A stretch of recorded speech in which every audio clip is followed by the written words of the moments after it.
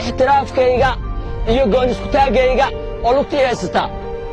laba qof oo kasta oo walaal ah oo hal naas wada shaqay si walba isku dagaalaan si walba isu magaan miyay dhamaanaysaa walaalnimadoodii oo ay kala tegayaan may waa sababta aan u diidanahay inaad adiguna aad iga tagto waayo walaalkii baa tahay si walba oo aan isku dagaalno si walba oo khilaaf noo soo dhex galo kuma kala tegayno waayo waxaad tahay aniga walaalkay waana sababtan u diidanahay inaad iga go'do oo aad iga tagto khilaafkeennan soo jireenka ah ee muddada badan soo jiitamaya waxaa ka faa'iidaysanaya dawlado shisheeye iyo siyaasiyiinteenna oo u adeegaya dana gaara ma kula quman tahay inaad muddo intaa aniga garabkayga aad ka maqnaato waxaad tahay walaalkay waana diidanahay inaad iga tagto oo aad iga go'do waan diidanahay in khilaafkeena laga faa'iidaysto oo lana soo dhex galo shalay waxaan ahaa libaaxii Afrika laakiin maanta waxaan ahay kan lagu qabsanayo baddiisa birina xaggee lagu qabsanayaa waa dadkayga iyo dalkayga waxaan laga faa'iidaysanayaa maqnaashaha adiga aad iga maqan tahay waxaa jira dawlado badan oo shalay anigu aan hogaamin jiray laakiin iyagu maanta ay hogaaminaya waa nasiib darro weyn walaalkayow adaa garabkayga ka maqan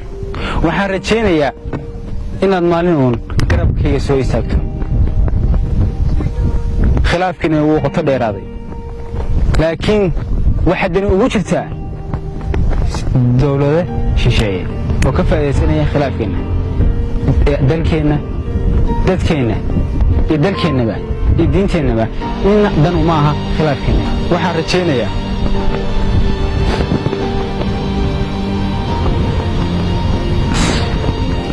inaad mar uun garabkii ku soo laaban doontid waqti badan waa iga maqnayd maqnaanshahaaga waxaa ka faa'iidaystay dalal badan walaalkayow waa rajaynayaa inaad mar uun garabkayga ku soo noqon doontid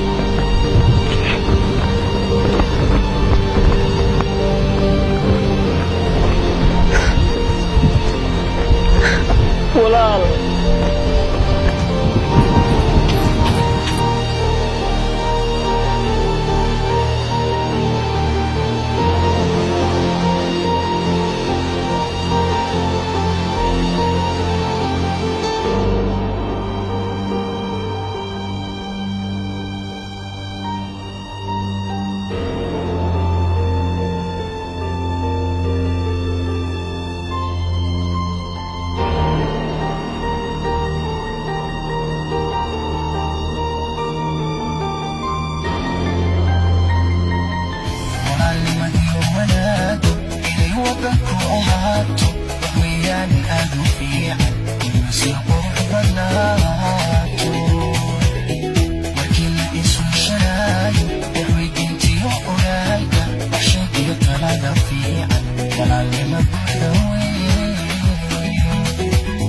Rafid Boss Production.